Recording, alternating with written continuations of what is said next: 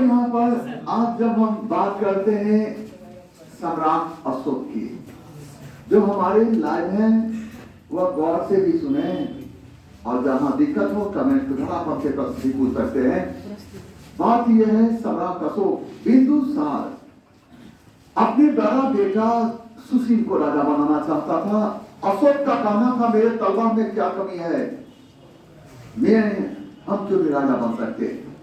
इस प्रकार बिंदुसार की मृत्यु के बाद राज सिंहासन के लिए चली जंग, और जंग में अशोक ने उठाया तलवार और अपने 99 भाइयों की हत्या कर डाला। इस जंग में अशोक अपने साथ 2 इंसान को रखा, कहते तुम्हारा काम है कि जितना बार हम तलवार चलाएंगे 1 2 3 4 5 गिनते जाना, अगर गिनती में गड़बड़ी की तो खामोश कर देंगे। तुम्हारा काम है कि जितना मुंड काटेंगे हम एक जगह जमा रखना। और सीरियन सूची से पता चलता है कि जंग में अशोक ने उठाया तलवार और पूछ पूछ कर काटना शुरू किया। तू भी मेरा भाई है रे, तू भी मेरा भाई। 99 की 99 हत्या कर दी, सभी का मुंड काट कर इसी अगम कुआं में डाल दिया। यह तो अगम कुआं आज भी जिंदा है, इसे झांकोगे थे जी हाँ, इसे खामोशी सीख निकलती है। मैं और भी जीना चाहता था, सम्राट अशोक ने हमें मार दिया। इस प्रकार हम देखते हैं खून से लटपट तलवार से छुटा हुआ खून।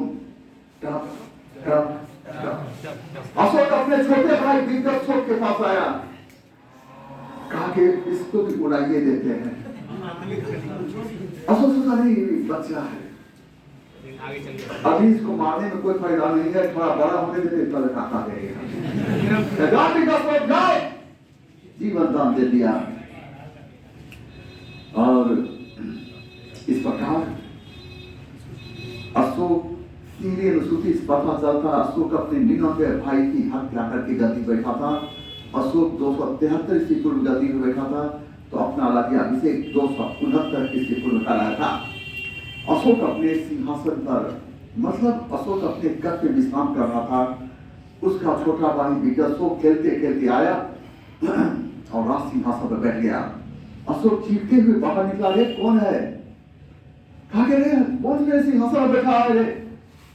कहीं गिनती में गड़बड़ी तो नहीं कर दिया? देखता है कि उसका छोटा भाई बिंदुसार गद्दी पर बैठा। अशोक कहा कि बिंदुसार की तलवार 99 की हत्या कर सकती है, एक की हत्या नहीं कर सकती। लो तुम। चलाया और तलवार यही रोक दिया, और बिंदुसार 10 बार होश में आया और 10 बार बेहोश हुआ।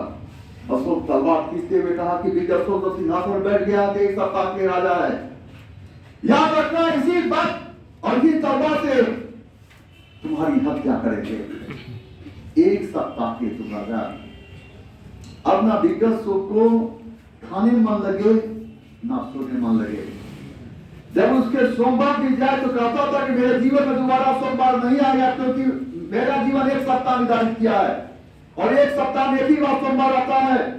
जब मंगलवार बीत जाए तो दोबारा मेरे जीवन में मंगलवार नहीं आएगा, क्योंकि 1 सप्ताह में एक ही बार मंगलवार आता है। यह सोच सोचकर उस बच्चा का जीवन बैराग में बदल गया। जब वक्त बीता तो अशोक चीखते हुए हाथ में तलवार लेते हुए आया, कहा बिंदुसार कहाँ है? बिंदुसार ये तलवार अपना वादा पूरा करना चाहती है, कहाँ है बिंदुसार? फिर तलवार चलाया और रोक दिया। अशोक चेहरा भयानक बनाकर आसमान की ओर देखते हुए हंसने लगा, लेकिन इस बार उसका छोटा भाई बिंदुसार बेहोश नहीं हुआ। कहा भैया चलाइए तलवार और खामोश कर दीजिए। जब आप मेरे भाई को काट रहे थे तो हम वहीं पर खड़ा थे, हमें लग रहा था कि मेरा भाई खेल रहा है, फिर मेरा भाई का कटा हुआ सर जुड़ जाएगा, अब मेरा बड़ा भाई आएगा, काका बिंदुसार कहाँ है, हमें गोद उठा लेगा। कई दिनों तक मेरा भाई नहीं आया, तो आसपास के लोगों से मैंने पूछना शुरू किया, तो लोगों ने कहा तुम्हारे भाई को मार दिया, कभी वापस नहीं आएगा। जिस तरह हम गेंद खेल रहे थे तो मेरा बॉल चला गया आपके सिंहासन पर, उस बॉल को लेने के लिए सिंहासन चढ़े। उस समय तक मालूम नहीं था इसी को सिंहासन कहते हैं। भैया ये नाम, शोहरत, सिंहासन, राजमहल, सारा चीज आपको मुबारक हो, और मैं चला बौद्ध धर्म ग्रहण करने के लिए। इस प्रकार अशोक का अपना छोटा भाई बिंदुसार बौद्ध धर्म ग्रहण करने के बाद वह छोटा छोटा कपड़ा लेकर केस मुड़ाकर जब मौर्य साम्राज्य की धरती से गुजर रहा था तो दोनों साइड में जनता खड़ी थी और एक आवाज गूंज रहा था, बुद्धम शरणं गच्छामि, बुद्धम शरणं गच्छामि, बुद्धम शरणं गच्छामि। इस प्रकार सिंहली अनुसूची से पता चलता है अशोक ने अपने 99 भाइयों की हत्या करके गद्दी बैठा था। अशोक 273 ईस्वी पूर्व गद्दी बैठा तो अपना राज्याभिषेक 269 ईस्वी पूर्व कराया था, लेकिन अशोक का अपना छोटा भाई दिव्य अशोक बौद्ध धर्म ग्रहण किया। इस घटना के विषय में हमें जानकारी बौद्ध ग्रंथ दिव्य आदान से मिलती है। अशोक के अभिलेखों में अशोक का नाम देवानाम प्रिय, प्रियदर्शी एवं राजा मिलता है। देवानाम प्रिय का अर्थ होता है जो ईश्वर को प्रिय हो, प्रियदर्शी का अर्थ होता है जो देखने में खूबसूरत हो। अशोक के लिए अशोक नाम का उल्लेख मास्की एवं गुर्जरा अभिलेख हुआ है।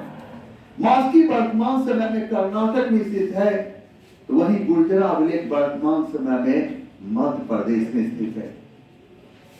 राजस्थान स्थित भबरू अभिलेख में अशोक कहता है, जी हाँ मैं मगध का सम्राट हूं।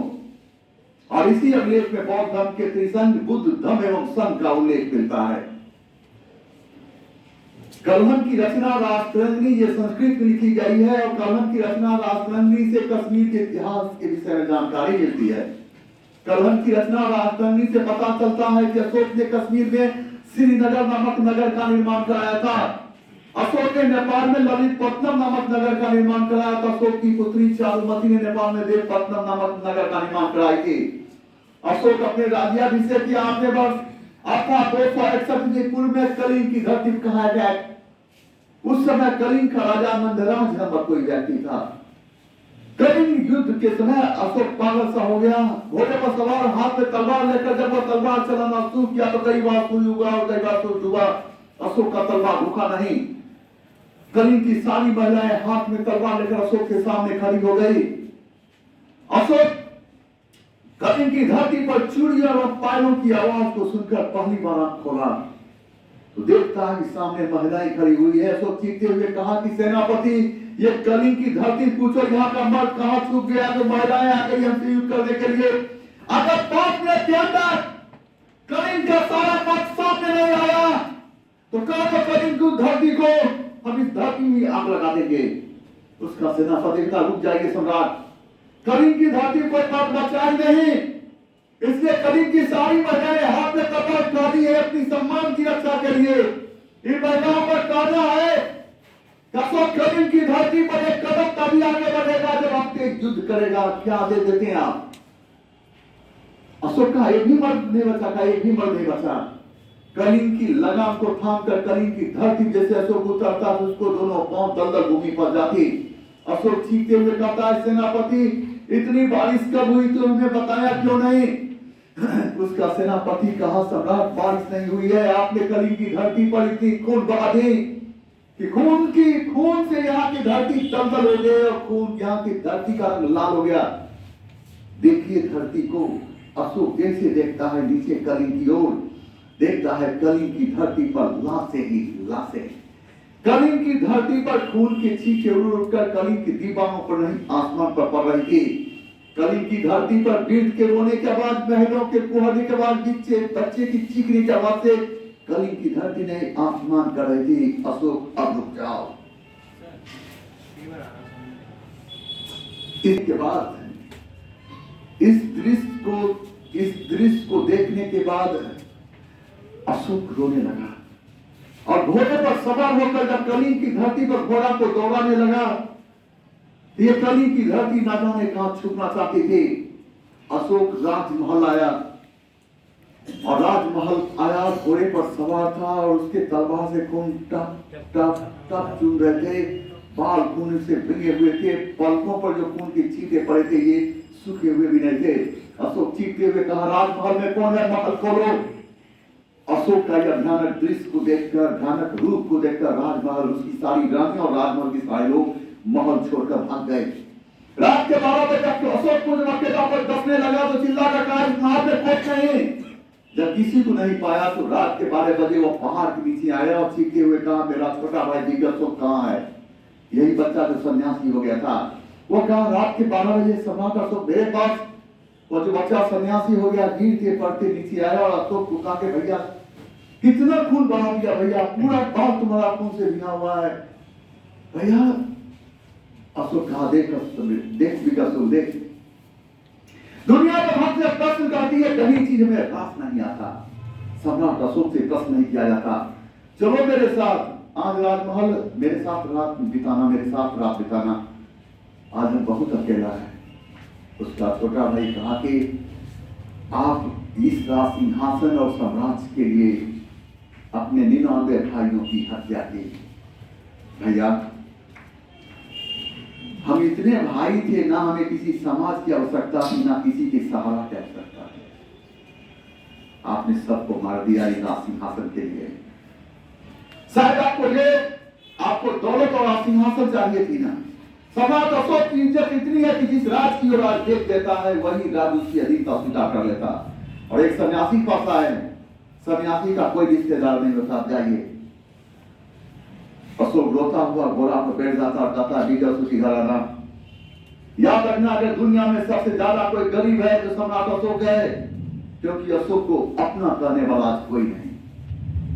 रोता हुआ अशोक मोर सम्राट की धरती पर आता है, हाथ में तलवार लेते हुए आसमान की ओर देखता और कहता, सुन लो संसार का राजा, सुन लो संसार का राजा। सम्राट अशोक तलवार को हाथ में रखकर वादा करता है, आज के बाद कोई राजा, आज के बाद कोई राजा हमारे राज पर आक्रमण नहीं करता। इसके बाद सम्राट अशोक कभी तलवार नहीं उठाएगा। इस प्रकार यह कहकर अशोक तलवार नीचे रख देता। इस प्रकार कई युद्ध के बाद अशोक का हृदय परिवर्तित हो जाता, हुआ बौद्ध धर्म धारण कर लेता। अशोक को बौद्ध धर्म में शामिल करने का श्रेय बौद्ध भिक्षु उपगुप्त को जाता है। अशोक ने बौद्ध धर्म के प्रचार के लिए अपने पुत्र महेंद्र एवं पुत्री संघमित्रा को श्रीलंका की धरती पर ले जाता। श्रीलंका के राजा के साथ अशोक का संबंध ब्राह्मणी के सिद्धांत पर आधारित था। बौद्ध धर्म के प्रचार के क्रम में अशोक को सबसे अधिक सफलता श्रीलंका की धरती पर मिली थी। श्रीलंका के राजा ने बौद्ध धर्म को राज धर्म घोषित किया एवं देवा नाम प्रिय की उपाधि धारण की। इस प्रकार संसार के इतिहास में 3 राजाओं ने देवा नाम प्रिय की उपाधि धारण की थी, अशोक, अशोक का पौत्र दशरथ एवं श्रीलंका के राजा तिस ने। ये इतिहास की बारिश जारी है, जिसमें भीगेंगे हम, देखेगी सारी दुनिया। फिर हम आगे बढ़ते हैं ना।